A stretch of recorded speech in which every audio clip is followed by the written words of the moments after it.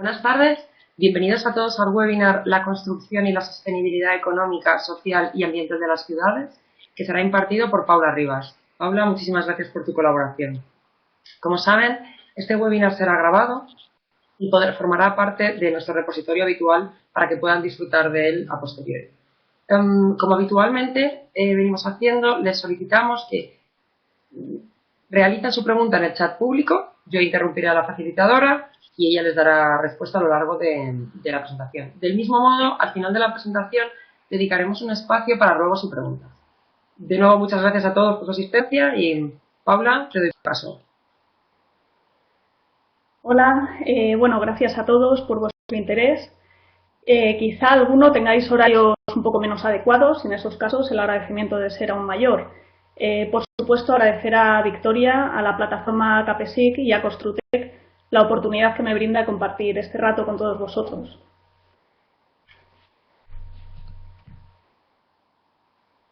Permitidme introducir brevemente quiénes somos. GBCE, Green Building Council España, es una asociación sin ánimo de lucro que reúne a profesionales, ingenierías, promotores y productores de materiales, así como centros de investigación, educacionales, todos ellos relacionados con el mundo de la construcción. Formamos parte de la asociación internacional World Green Building Council, que abarca unos 75 países miembros establecidos, a 40 países que son emergentes, están en vías de ser miembros de pleno derecho, y más de 90 países que han solicitado ya su adhesión y están comenzando el proceso. El compromiso por transformar el sector de la construcción a un marco más eficiente, más respetuoso y responsable con el medio ambiente y con la humanidad está viviendo ahora mismo un crecimiento exponencial y los números que os acabo de dar lo avalan. Entre los objetivos que tenemos en GBC, son objetivos que compartimos con el resto de GBCs que estamos en esta organización, se encuentra el desarrollo de herramientas de evaluación de edificios, donde tenemos en nuestro caso la herramienta verde, que en los últimos años prácticamente ha duplicado la cantidad de metros cuadrados certificados en España y se está posicionando, a pesar de ser muy joven, como la herramienta de referencia en España también a nivel institucional. Más adelante hablaremos brevemente de ella y de cómo estas herramientas pueden también contribuir a lograr entornos más sostenibles. Otro de nuestros objetivos principales es abrir nuevas vías de investigación sobre la edificación desde una perspectiva siempre sostenibilista. Bueno, el título de la ponencia de hoy es muy largo. Se habla de sostenibilidad, haciendo mención a los tres ejes, el ambiental, el social y el económico. Se habla de construcción, se habla también de ciudades. Se habla, por tanto, del gran reto al que se enfrenta la humanidad. ¿Cómo podemos transformar nuestro entorno, nuestra forma de vivir, de relacionarnos con la naturaleza, para conseguir que la especie humana perdure con una calidad de vida acorde a nuestras necesidades y a nuestras posibilidades? Nuestro planeta se enfrenta actualmente a un gran reto que es necesario contemplar desde diversos prismas. Por un lado, se prevé un importante crecimiento de la población. Las condiciones de este crecimiento van a ser particulares en función de las características sociales y también económicas de cada una de las zonas. Por último, las limitaciones ambientales y de recursos van a determinar la respuesta que el sector dé a estos retos que tenemos. Aquí tenemos en esta diapositiva los posibles escenarios de crecimiento poblacional, que en principio están previstos que ronden para el año 2050 los 9.600 millones. Teniendo en cuenta que en la actualidad somos ya unos 7.500 millones de personas y que el crecimiento previsto supone duplicar la población de China e India juntas, podemos darnos cuenta de la importancia que estas cifras van a tener en nuestro futuro inmediato. Como se puede ver en las gráficas de previsiones, se barajan tres modelos y de cara al año 2100 el escenario puede variar drásticamente, en función no solo de la natalidad, sino también de un sinfín de factores, entre los que se encuentran la salud mundial o la capacidad de alimentar a la población, entre otros muchos. Pero más allá de las previsiones a largo plazo, es destacable que el escenario que vamos a encontrar en los próximos años, probablemente hasta el 2050, es relativamente similar, independientemente de las medidas que se tomen.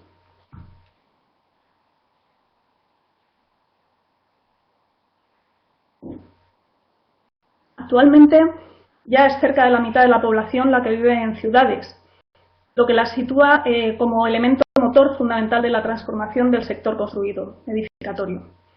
De cara a un futuro, podemos observar en esta gráfica, se ve claramente, que este hecho se agudiza aún más. Prácticamente el total del crecimiento poblacional previsto se va a dar precisamente en las ciudades, mientras que las zonas rurales apenas soportarán un ligero crecimiento y en muchos casos será un descenso de la población.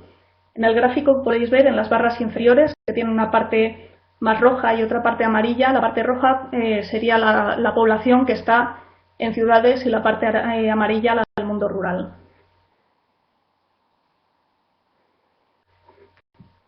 Vamos a pasar ahora a analizar qué significa este crecimiento de la población desde el punto de vista de los impactos de la construcción.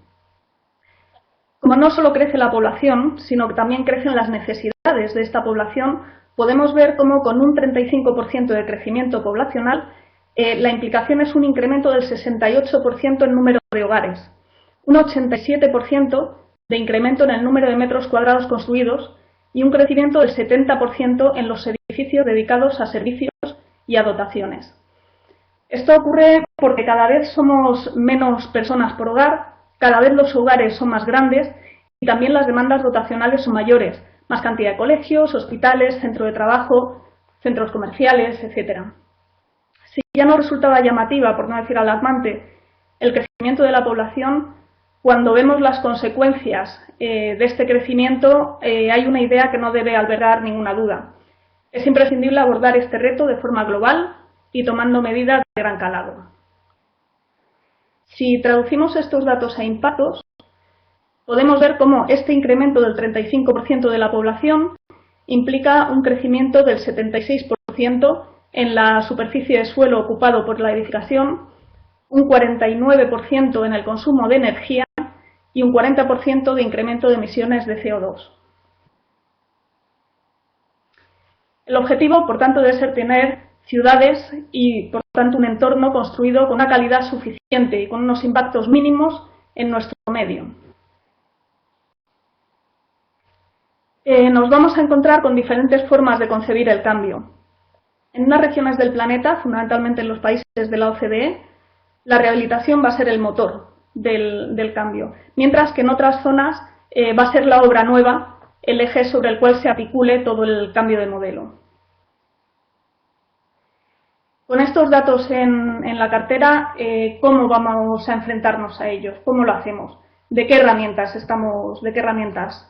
nos podemos dotar? En primer lugar, transformar la forma de concebir los edificios. Un proceso integral de diseño implica un cambio en la forma de pensar la arquitectura. La arquitectura debe dejar de ser algo que desarrollen unos arquitectos, un estudio de arquitectura, que una vez esté planificada la idea del edificio se llame a unos ingenieros para ver cómo hacemos las instalaciones o cómo hacemos la estructura, para pasar a tener una concepción más global que articule a grupos de profesionales con distintas especialidades y que plantee una comunicación directa entre todos ellos a lo largo de todo el proceso y de arriba abajo. La idea parte de la propiedad, pero la propiedad debe comunicársela al equipo de proyecto, debe haber un consultor de sostenibilidad a lo largo de todo el proyecto que sea el que oriente cuáles son las decisiones que se deben tomar y, colgando de ellos, pero no menos importantes y deben estar imbricados en el proyecto desde el principio, todos unos grupos de consultores, expertos en energía, en materiales, en calidad del ambiente interior, ecología, agua, etcétera. La constructora ya no es una mera ejecutora del proyecto, sino que además debe tomar medidas de puesta en marcha, garantizar que las prestaciones para las que ha sido diseñado el edificio se van a dar en las condiciones adecuadas y además debe ser capaz de generar otro tipo de pruebas, pues desde los blower door test, termografías, ensayos de aislamiento acústico, etcétera. Con los proveedores de materiales pasa algo parecido. Los proveedores de materiales deben pasar de ser simplemente unas personas que hacen un material y nos lo colocan en la obra, para ser capaces de aportar una documentación suficientemente extensa y rica sobre sus materiales, ser capaces de realizar las pruebas y ensayos que nos informen de cómo funcionan realmente esos materiales y de darnos las garantías adecuadas. Otra herramienta con la que vamos a contar es el análisis de ciclo de vida del edificio. Esto es, tenemos que pensar los edificios desde que se extraen las materias primas, cómo vamos a extraer esas materias, qué impacto va a generar, cómo se van a producir esos materiales, cómo podemos reducir todos los impactos en la etapa de producción, cómo va a ser el proceso de construcción, toda la etapa de uso del edificio, que quizás es la más larga y la más compleja porque incluye también toda la parte de mantenimiento, y no olvidarnos de la demolición del edificio. Desde el momento en que empecemos a pensar en él, tenemos que empezar a pensar también cómo vamos a demolerlo, cómo tenemos que construirlo para que la mayor parte de los materiales que componen el edificio puedan ser recuperados y puedan ser reciclados o reutilizados en otros edificios, de modo que se generen el mínimo número de desechos posibles. Aquí tenemos un esquema de un análisis de ciclo de vida. En la parte superior tenemos las etapas principales, que serían la etapa de producto, la etapa de proceso de construcción, cuando se construye el edificio, la etapa de uso, que como os dije es la más larga que hay, y finalmente la etapa de demolición o de construcción. En la parte inferior tenemos los impactos que tenemos que analizar. Prácticamente todos estos impactos, quizá los únicos que se salvan un poco son los impactos ambientales, no, el de generación de cáncer, hablaremos de él. Todos estos impactos deben estar pensados en cada una de las etapas del ciclo de vida. Los impactos son, por un lado, el uso de los recursos que vamos a necesitar en nuestro edificio, tanto el agua, la energía como los materiales. Los impactos ambientales que va a generar todo el ciclo de vida del edificio. Impactos sobre el clima, impactos sobre la fertilidad del suelo, sobre los cambios en la biodiversidad, las emisiones que se generan a la atmósfera o la producción de cáncer u otros problemas de salud. El edificio también genera unos flujos de salida. El edificio va a permitirnos recuperar materiales para reciclar, generar un exceso de energías renovables que van a poder ser utilizadas en otros edificios y también materiales que puedan ser directamente reutilizados sin tener que pasar por un proceso de reciclaje. También generamos unos residuos. Los residuos los consideramos como aquellos desechos que ya no nos pueden servir para nada. No se van a poder revalorizar como energía, no se van a poder reciclar. Dentro de estos residuos, pues consideramos los residuos que son peligrosos, los que son no peligrosos y especialmente los que son radiactivos, que se generan muchos especialmente en la fase de producción de los materiales. Si cogiéramos uno de estos impactos, por ejemplo en uso de recursos, el agua, tendremos que aplicarlo, como hemos comentado, a toda la fase del ciclo de vida. En primer lugar, cuánto agua vamos a consumir en la generación de los productos, de los materiales.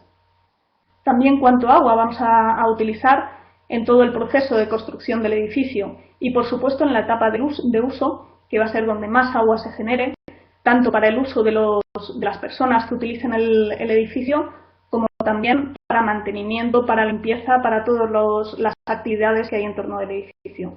Y, por último, cuánto agua vamos a consumir en la demolición del edificio.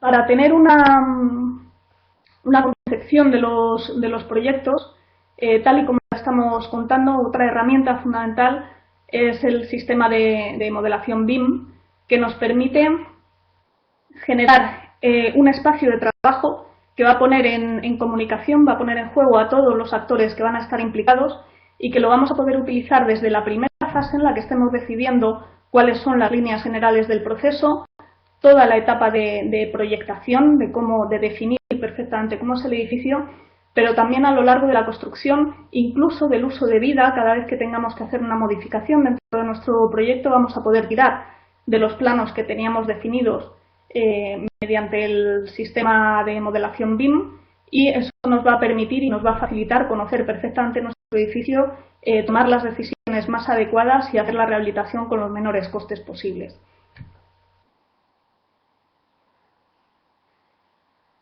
Otro tema a tener en cuenta va a ser la economía circular.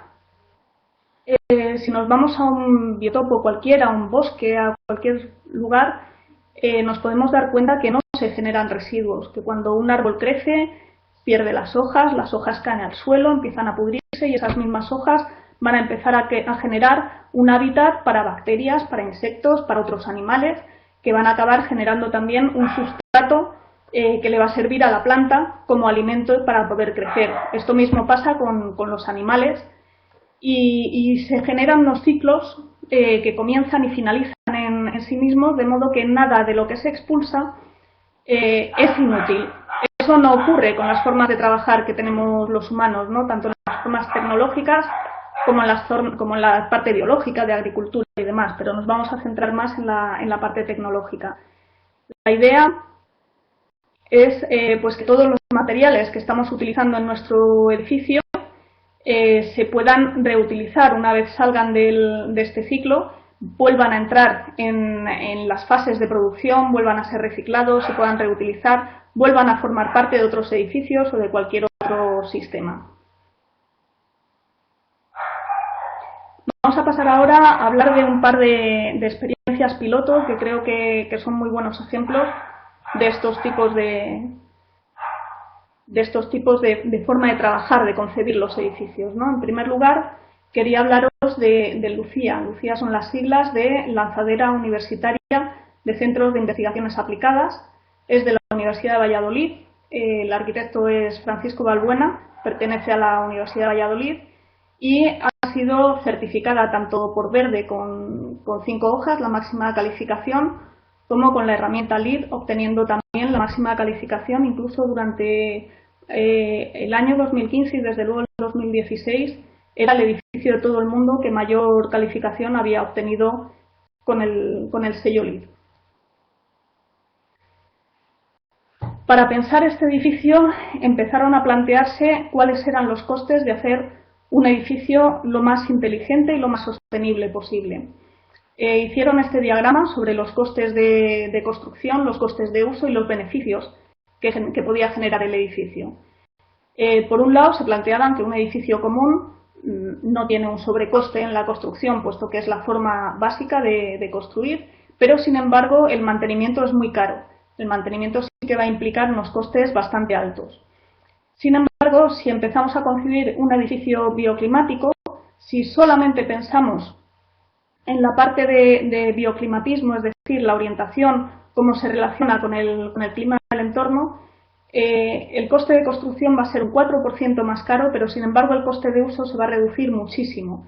Vamos a ahorrar una gran cantidad de energía, vamos a tener muchísima más productividad en el edificio, con lo cual los costes que vamos a evitar son muy altos. Si además del diseño bioclimático le sumábamos energías renovables, el coste de construcción subía al 8%, pero todos estos costes de uso seguían reduciéndose y los beneficios obtenidos cada vez eran mayores. Diseño bioclimático más energías renovables más una eficiencia energética y una responsabilidad social, de modo que se tengan todos los aspectos de la sostenibilidad en mente, sí suponía un incremento del 15%, pero sin embargo el coste de mantenimiento y los beneficios obtenidos eran muy ventajosos, con lo cual estaba claro cuál era la opción por la que se iba a optar. Este es un edificio que pretende generar una energía circular, pretende evitar el producir el mayor número de residuos posibles. La energía se distribuye en diversas fuentes. Por un lado, la principal sería la fuente de la energía geotérmica, pero también se basa en energía de biomasa, en tener una caldera de biomasa, ya que están en un entorno donde pueden disfrutar de este tipo de energía. Y, por supuesto, contar con la energía solar dentro del propio edificio. Esto que suponía que íbamos a cubrir todos los costes de la ventilación del edificio, la climatización, tanto calefacción como refrigeración, y la electricidad que iba a necesitar el edificio, consiguiendo además un exceso de energía que iba a servir para alimentar a otros edificios del campus de la Universidad de Valladolid.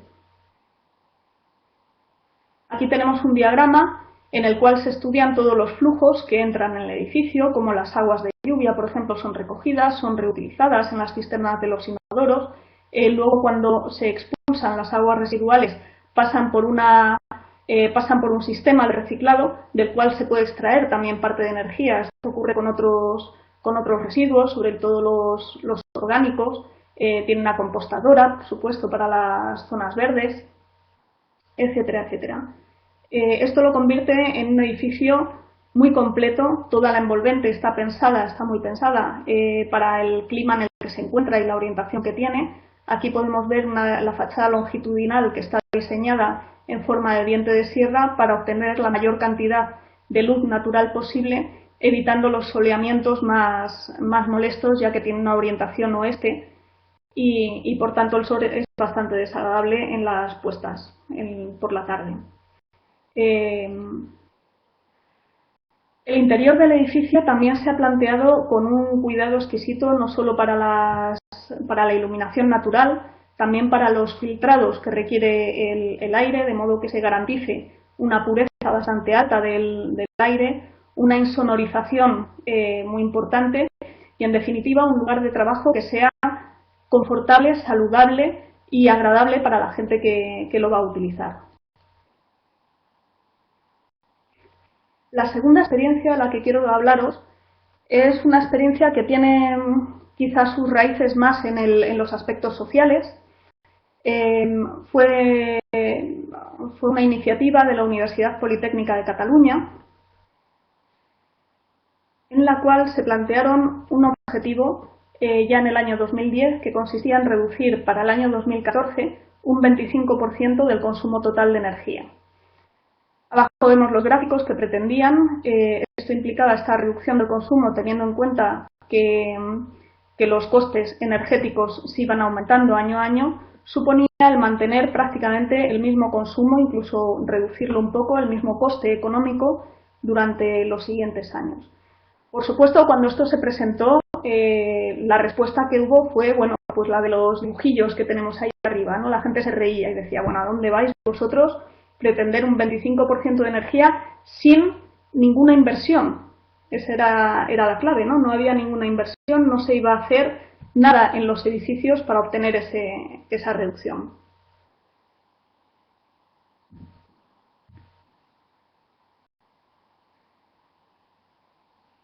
Ahora. El planteamiento era, por supuesto, contar en primer lugar con las personas que utilizaban el edificio. Generar un plan de formación y un plan de sensibilización que les enseñara a utilizar los edificios, a aprovecharse de las prestaciones que estos edificios daban y a tener una organización lo más inteligente posible, reduciendo de este modo los consumos. Con la energía que se ahorrara solamente de esto, de cambiar la forma que tienen las personas de utilizar los edificios, parte de esos beneficios se iban a utilizar para, en primer lugar, para monitorizar los edificios, para aprender bien cómo funcionan y luego ya con los siguientes ahorros empezarían a tratar de incorporar tecnología eficiente, de incorporar nuevas tecnologías, energías renovables, aumentar el aislamiento de los edificios, etcétera. Ellos planteaban, y creemos, lo hemos utilizado nosotros en otros proyectos, que es muy adecuado, que este debería ser el orden cuando estamos hablando de edificios existentes. Cuando nos vamos a enfrentar a una rehabilitación no debemos enfrentarnos solamente pensando en el edificio, sino en las personas que lo están utilizando. Por tanto, lo primero es utilizar el edificio correctamente y cuando ya lo tenemos metido en cintura, digamos, a este edificio, es cuando podemos empezar a pensar y a tomar decisiones correctas de qué fachadas son las que tenemos que aislar, qué calderas son las que tenemos que cambiar o si es necesario sustituir los ascensores o no. Bueno, las líneas estratégicas serán principalmente tener un enfoque social, tecnológico y transversal que implicara a todos los agentes, tanto a los gestores de mantenimiento de los edificios, a los usuarios, a los administradores y a toda la comunidad universitaria. El alcance de la estrategia en el año 2015 alcanzaba ya los 440.000 metros cuadrados y involucraba a más de 200 personas. Partir de unos objetivos que la gente se tomaba un poco como imposibles, un poco a coña, y llegar al grado de colaboración y motivación al que se ha logrado realmente es un éxito a estudiar, muy importante. Aquí podemos ver la evolución de la participación voluntaria. En los primeros años, bueno, pues prácticamente eran los amiguetes, ¿no? La gente que tenías así más próxima, 13 edificios son los que se sumaron para llegar a finales del año 2014 al 95% 25% de la superficie del campus de la Universidad Politécnica de Cataluña implicada en este proyecto y tomando parte de él. Aquí tenemos algunos ejemplos de las monitorizaciones de los edificios. En ellas se podía observar, por ejemplo, cómo los fines de semana, aunque los edificios quedaban fuera de uso y no había nadie dentro de ellos, sí que había una parte de consumo energético que era muy baja, pero que estaba ahí permanentemente las 24 horas. ¿Qué consistía esto? Bueno, pues que había equipos que no se llegaban a apagar, las típicas lucecitas que tienen los ordenadores, no se apagaban las pantallas, cosas de este estilo. Ajustando eso y la forma de utilizarlos, como se ha conseguido ese 25% de ahorro en el coste energético que estaba previsto. Una cosa muy interesante también era el hacer colaborar a distintos actores, a distintas personas del campus. Aquí, por ejemplo, vemos un grupo en el que el gestor de mantenimiento está explicándole a profesores, a catedráticos o a estudiantes que probablemente son de ingeniería y que saben muchísimo cómo funciona uno de los sistemas que están utilizando el edificio.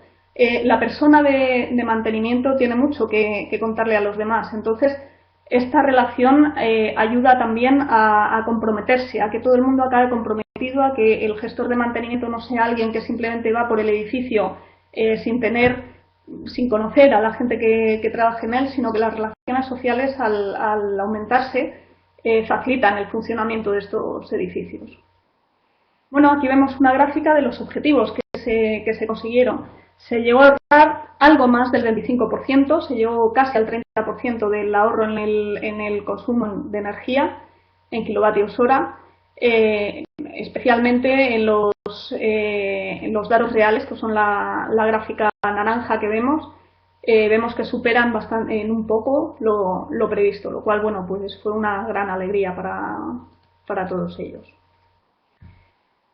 Voy a hablaros ahora un poco de qué es una herramienta de certificación. Más que una herramienta de certificación, vamos a considerarlas herramientas de evaluación, puesto que los primeros objetivos que tienen estas herramientas es que sirvan de guía, de ayuda a la hora de hacer un proyecto, a la hora de pensar en un edificio, que sean un instrumento que nos ayude a calcular cuáles son los impactos que tiene este edificio y un instrumento que nos permita también compararnos con el resto de edificios similares al nuestro.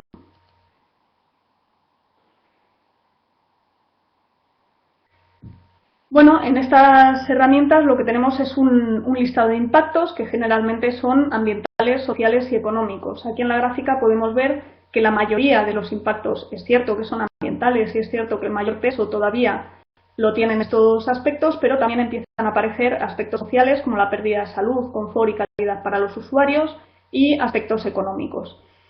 ¿Qué ocurre? Que también tenemos que tenerlo muy en cuenta. Prácticamente todos estos impactos en realidad son transversales. Por ejemplo, el agotamiento de agua potable, aunque sea algo que afecta principalmente al medio ambiente, es algo que afecta también de forma muy profunda a la sociedad, puesto que es un bien muy necesario, escaso y que tenemos que cuidar. Y, por supuesto, a un nivel económico, todo lo que sea ahorro de consumos va a permitir que el coste del ciclo de vida del edificio se pueda reducir y sea más económico y, por tanto, obtengamos más beneficios.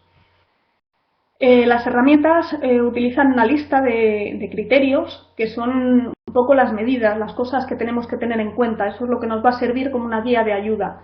Si cogemos cualquier herramienta y la utilizamos cuando estamos empezando a pensar un edificio, simplemente sin pensar en certificar, simplemente el coger la lista de los criterios que tiene, analizarla y pensar cómo podemos implementarlos en nuestro proyecto nos va a ayudar a conseguir unos objetivos mucho mejores en cuanto a reducción de impactos. Las herramientas, ¿cómo funcionan? En general, a cada uno de estos criterios se le asocian unos impactos determinados. Aquí, por ejemplo, vemos cómo al consumo de agua potable se le asociaría la pérdida de vida acuática, se le asociaría el agotamiento de agua potable y también los riesgos y beneficios para los inversores. En función de los impactos que tenga asociados, este criterio va a tener un valor u otro dentro de la herramienta, por lo tanto vamos a saber también nosotros qué importancia tiene dentro de nuestro edificio el adoptar las medidas relativas. En el caso de verde, nosotros ofrecemos una hoja de resultados que procura ser lo más didáctica posible. Tenemos por un lado una gráfica de barras en la cual podemos estudiar cuáles son los impactos que hemos evitado, que serían las partes verdes de las franjas, y también los impactos, que sería la parte naranja, que sigue generando nuestro edificio, de modo que de un simple vistazo es muy fácil saber dónde cojea nuestro edificio, dónde podemos mejorarlo o dónde tenemos que trabajar más. La tabla inferior sería una información cuantitativa de cada uno de estos impactos, indicando, pues, por ejemplo, en el consumo de energía cuántos kilovatios hora por metro cuadrado vamos a producir en función de un edificio de referencia con el cual nos comparamos.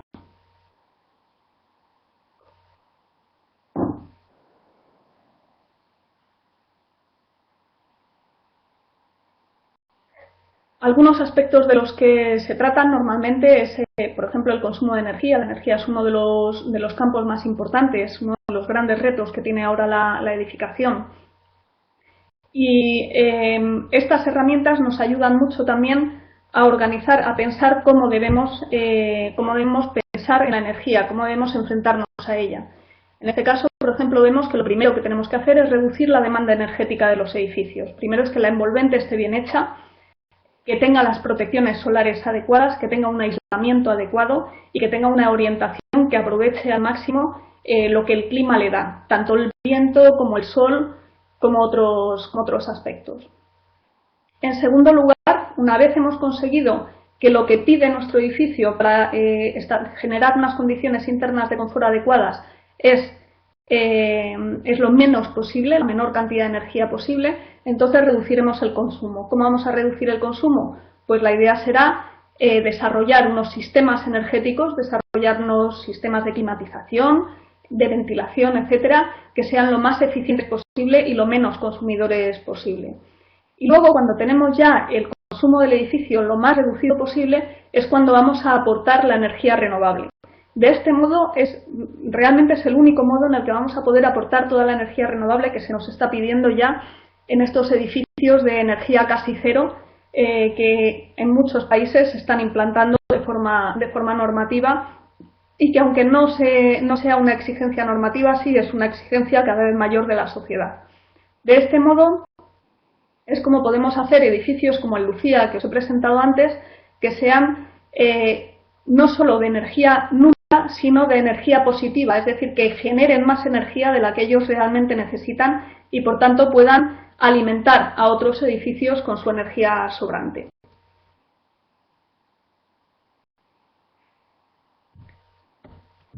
Bueno, vamos a ir un poquito más rápido. En el caso de la energía también tenemos que plantearnos cuál es el ciclo de vida, es decir, pensar en el fin del edificio desde el comienzo. Para esto lo que pedimos en Verde y en otras herramientas es que se haga un proyecto de demolición del edificio ya en fase de proyecto, es decir, antes de haber construido el edificio tenemos que pensar cómo lo vamos a demoler, de modo que la demolición no sea como la de la primera fotografía, unas explosiones, hacer caer el edificio y punto, empezar a limpiar eso como buenamente se pueda, sino que pueda ser algo ordenado, que se vaya desmantelando el edificio poco a poco y que se pueda reaprovechar el máximo de materiales posibles. Eso tenemos que empezar a pensarlo, como digo, desde la fase de proyecto. No es lo mismo que si estamos haciendo un edificio con un acabado exterior que sea un chapado en piedra, que esas chapas de piedra las atornillemos de modo que a la hora de demolerlo se puedan desatornillar, coges la placa de piedra y te la puedes llevar a otro edificio o a utilizarla en lo que necesites, a que cojamos esas placas de piedra y les apliquemos un adhesivo, con lo cual cuando llega la demolición probablemente muchas de ellas se romperán y quedarán inutilizables. Otro de los aspectos fundamentales que trabajamos en las herramientas de calificación ambiental de edificios es la calidad del aire interior. Cómo nos encontramos dentro en varios aspectos, principalmente el aire. La reducción de los compuestos orgánicos volátiles. Cuando estamos aplicando materiales de acabados interior, tenemos que tener en cuenta cuáles son las emisiones, cuáles son los contaminantes que generan esos materiales, porque pueden ser perjudiciales para la salud y pueden generar problemas para los usuarios. ¿Cuál es la concentración de CO2? Esto está muy relacionado con la ventilación del edificio. Esto en edificios de oficinas, de lugares de trabajo que tienen una densidad un poco alta de usuarios, nos podemos encontrar con problemas de concentración, de dolores de cabeza, de escozor de ojos, pues todo eso con simplemente una buena ventilación y posiblemente unos detectores de CO2 que nos puedan indicar cuándo tenemos que aumentar el caudal de ventilación y cuándo podemos reducirlo, se pueden corregir. Otros contaminantes se pueden generar, por ejemplo, con el uso de productos de limpieza. Tenemos que estudiar bien cuáles son estos productos de limpieza que vamos a utilizar y luego intensificar, darle importancia a la ventilación natural. Siempre que pensemos en edificios sostenibles, aquí pasa lo mismo que con la energía. Lo primero que tenemos que hacer son, digamos, las cosas que salen gratis, ¿no? Orientar el edificio correctamente no supone un gasto extra, pero nos puede ayudar a reducir muchos problemas y muchos consumos de energía. A la ventilación natural le ocurre lo mismo. Siempre que la calidad del aire exterior, por supuesto, sea la adecuada, disponer de un sistema de ventilación natural no solo nos va a ayudar a no tener contaminantes dentro de nuestro aire interior y tenerlo limpio, sino que también nos puede ayudar a utilizar el free cooling. Si tenemos una temperatura adecuada, ¿para qué vamos a tener un sistema de climatización en el interior?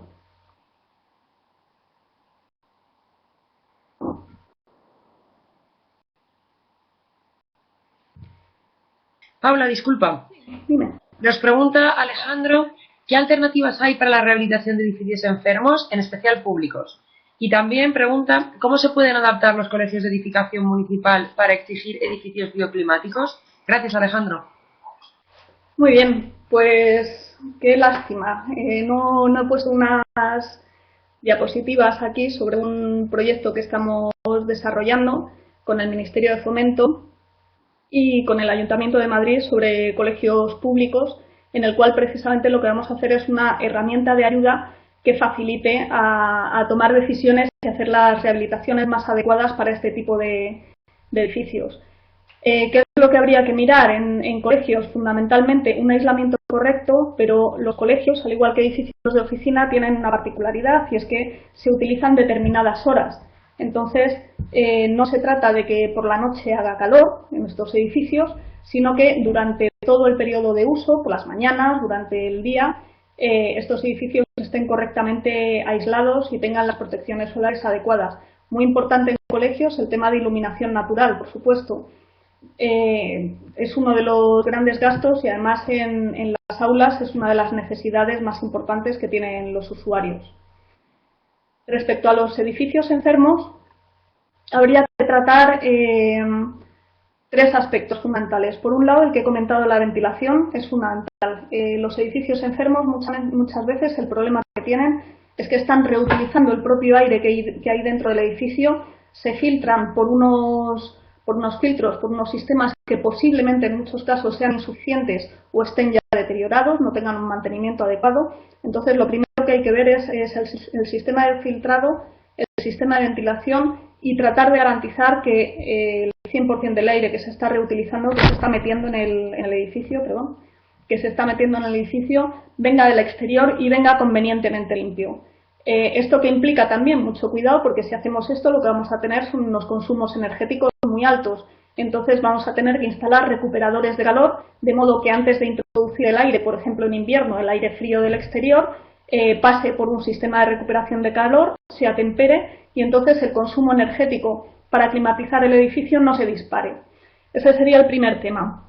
El segundo tema a tener en cuenta en los edificios enfermos son los materiales de acabado. Como he comentado, los materiales de acabado son capaces de emitir muchísimos contaminantes, contaminantes que son tóxicos, aparte de poder generar cáncer a largo plazo, también generan unas situaciones de disconfort, que te pique la nariz, que te pique los ojos, que tengas ese dolor de cabeza tan desagradable.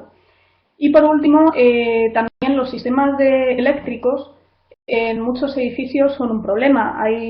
Las mesas de trabajo están rodeadas de cables eléctricos sobre los cuales se sientan los usuarios y están sometidos a unos pues a unos campos magnéticos que no son los más adecuados. Simplemente con una buena conducción de estos cables por un sitio que no sea encima de donde se sientan los usuarios ya sería suficiente.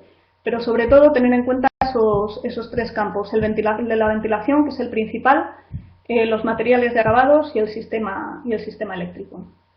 Si tenéis alguna pregunta más o no ha quedado suficientemente clara esta.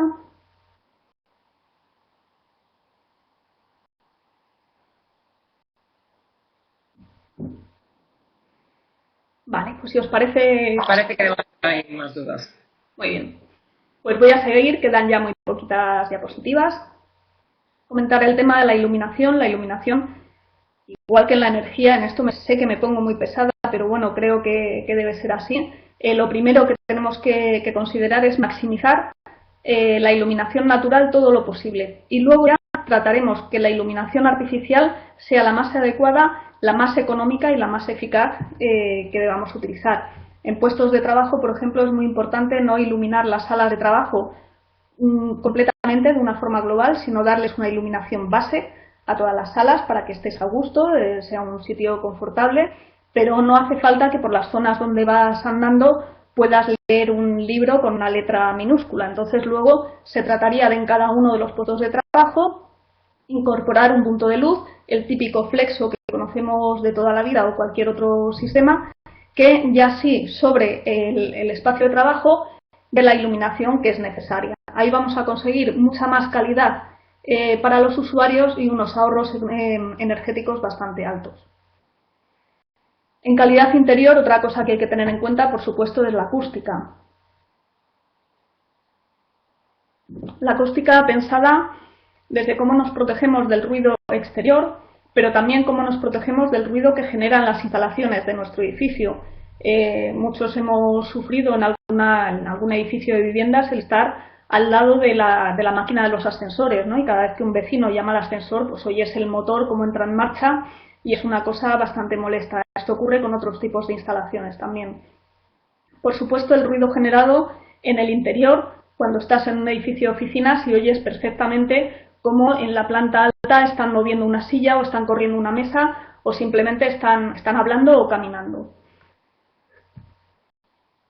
Y luego, bueno, la generación de ruido también debemos hacer los locales en los que estamos realizando cualquier actividad con unas características sonoras adecuadas, que no haya reverberación, que se oiga bien, que no sean lugares molestos. Luego tenemos una serie de aspectos que serían de calidad del propio edificio. Tienen más que ver con la calidad para los usuarios. Estos serían considerados aspectos sociales. Por ejemplo, en oficinas, el disponer de vistas al exterior, el que cuando estás en tu puesto de trabajo puedas tener una ventana por la cual mirar y descansar un poco la vista. Que el control de la temperatura lo pueda tener también el usuario y esté... Paula, disculpa. Sí, claro. Cami nos pregunta, buen día, además de lo expuesto, ¿cuál es su postura sobre las azoteas verdes para reducir el consumo energético? Gracias de antemano. Gracias a ti, Cami, por la pregunta. Muchas gracias, Cami. Pues nuestra postura es muy favorable. Las azoteas verdes tienen muchos beneficios. Por un lado, suponen un aislamiento extra a los propios edificios. Por supuesto, el instalar una azotea jardinada no exime de que la cubierta deba tener su propio aislamiento. Eso lo tenemos que tener muy claro y muy en cuenta. Las azoteas, además de ser un buen aislamiento, es un buen protector para los acabados de cubiertas, evitan que les dé la radiación solar directa. Nos sirven, hay unos sistemas fantásticos que están muy desarrollados, que son económicos y que funcionan muy bien y que sirven para hacer cubiertas aljibe, de modo que todas las plantaciones que vayamos a tener en cubierta van a necesitar unos aportes mínimos de agua, porque vamos a recoger todo el agua de lluvia, la vamos a poder almacenar y la vamos a poder utilizar para el mantenimiento de estas plantas. Y luego hay una cosa muy importante que estaría dentro de unos impactos que no os he comentado, pero un impacto en concreto que se llama impacto sobre el vecindario, y es que las cubiertas verdes ayudan de una forma muy importante a reducir la isla de calor en las ciudades. La isla de calor es un problema que tenemos ahora de forma muy acuciante y que previsiblemente con el cambio climático y con las previsiones que hay de cambios de temperatura va a ser uno de los grandes problemas que vamos a tener en las ciudades. Todo lo que sea aumentar las superficies permeables, las superficies que tengan una baja absortancia de la radiación solar va a ser positivo tanto para nuestro edificio como para el propio entorno. Entonces, bueno, las cubiertas ajardinadas las consideramos una de las soluciones más interesantes que se pueden aplicar en cubierta. Por supuesto, la cubierta también es un lugar magnífico para colocar generadores de energía renovable, no debemos olvidarnos de ello. Entonces, bueno, no se trata de que todo tengan que ser cubiertas verdes, no hay, por desgracia, una solución única, pero sí tenemos que tener en cuenta cuáles son las soluciones que tenemos y aplicarlas en nuestros edificios según las necesidades y según la capacidad del propio edificio. Bien, continúo. En las oficinas, como os decía, es importante tener vistas al exterior, el control de la temperatura, el control de iluminación, lo que os he estado contando antes, que los puestos de trabajo puedan tener un foco directo al plano de trabajo en el que estamos trabajando y, por supuesto, toda la problemática de accesibilidad. Los edificios deben tener una accesibilidad universal, no solo para personas con discapacidad física, no solo para personas con discapacidad auditiva o con discapacidad visual, sino que tenemos que tener en cuenta que todos nosotros, en algún momento de nuestra vida, vamos a pasar por un momento de discapacidad porque tengamos una pierna rota y tengamos que ir con muletas, porque nos haya dado un mareo y no podamos andar, en fin, vamos a sufrir eso. Entonces los edificios deben estar preparados para que cualquier persona los pueda utilizar de la forma más adecuada posible. Y por último, el tema económico. El coste del ciclo de vida no solo es lo que cuesta la construcción del edificio, sino también lo que cuesta la fase de uso. Tenemos que tener muy en cuenta cuál es el mantenimiento de los edificios, cuánto nos va a costar, cuánto nos va a costar la demolición, etc. Y por último, y así muy rápido, me gustaría comentaros una iniciativa que se está llevando a cabo por la Comisión Europea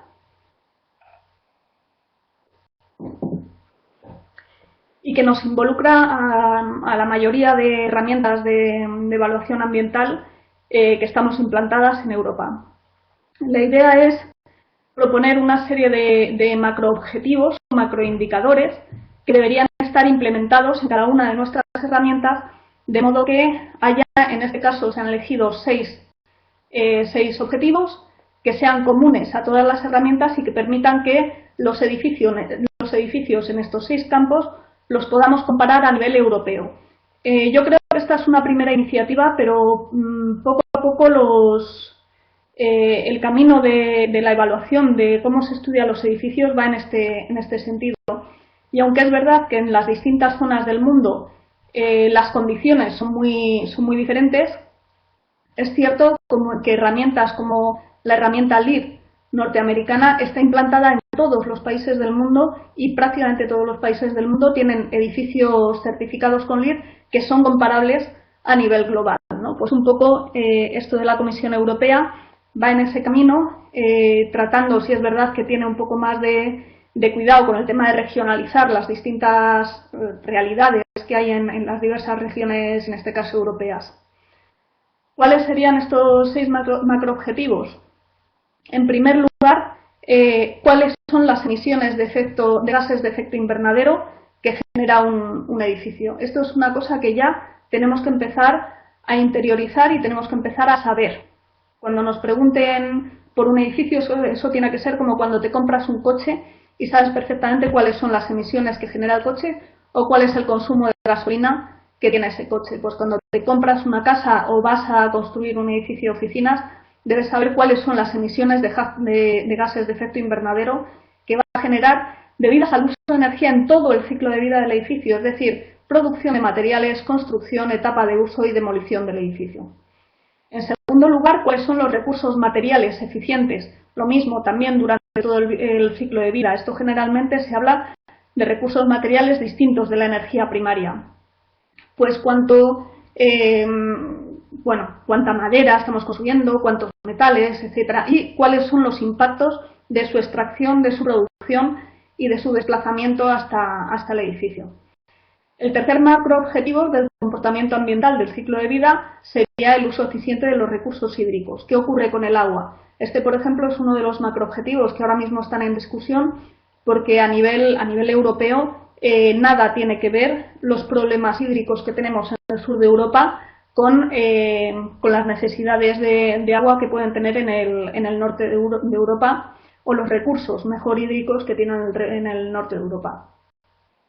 La segunda parte de los macroobjetivos serían sobre calidad, comportamiento y valor.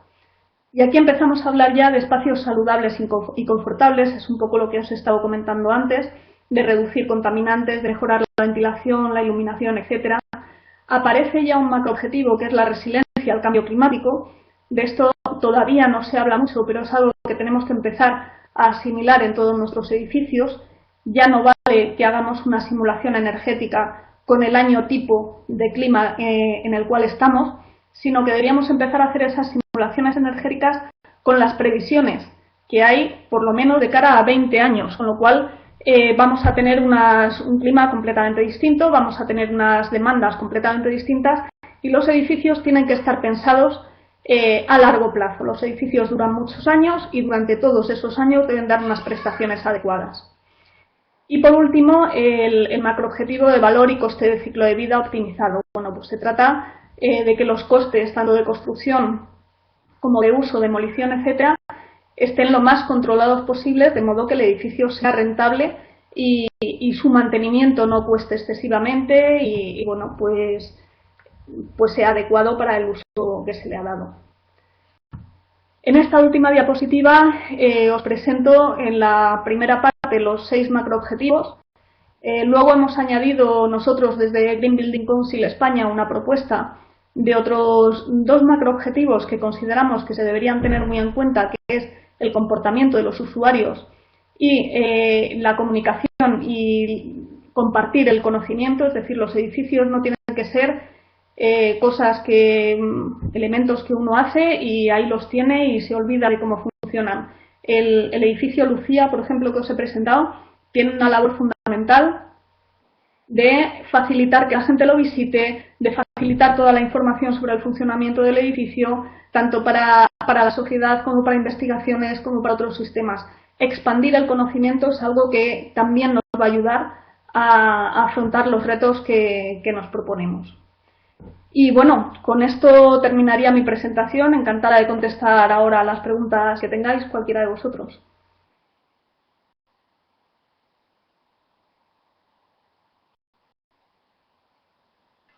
Alejandro nos comenta: pienso que los arquitectos e ingenieros constructores deben formarse en este tema, apoyados por la investigación y desarrollo.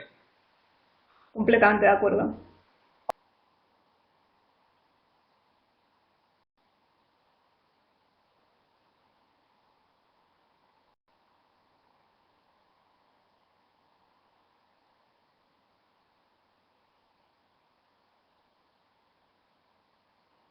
Otro participante también nos daba las gracias, saludándonos desde México, y bueno, y ahora completa Alejandro diciendo que también el municipio. Sí, los municipios son una de las entidades en las que se debe empezar a trabajar y donde más se pueden implementar este tipo de medidas y este tipo de políticas.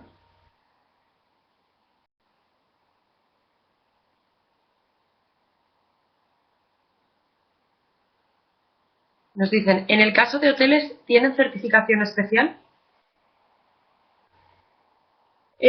Los hoteles, bueno, tanto en verde como en muchas otras certificaciones, lo que tenemos son adaptación de determinados criterios a los distintos usos de los edificios, a distintas tipologías. Nosotros, por ejemplo, tenemos la que llamamos verde equipamiento, dentro de la cual pues hay edificios educacionales como el que os he enseñado de Lucía, hay edificios deportivos, hay hoteles y hay otro tipo de tipologías que se pueden adaptar más fácilmente a los criterios que se desarrollan.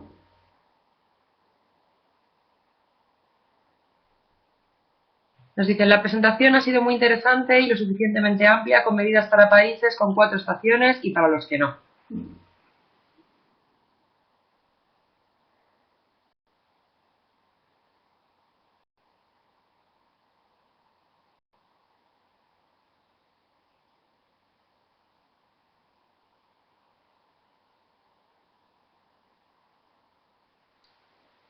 Te agradecen Alejandro y otro participante de la participación. Muchas gracias a ustedes por la participación también.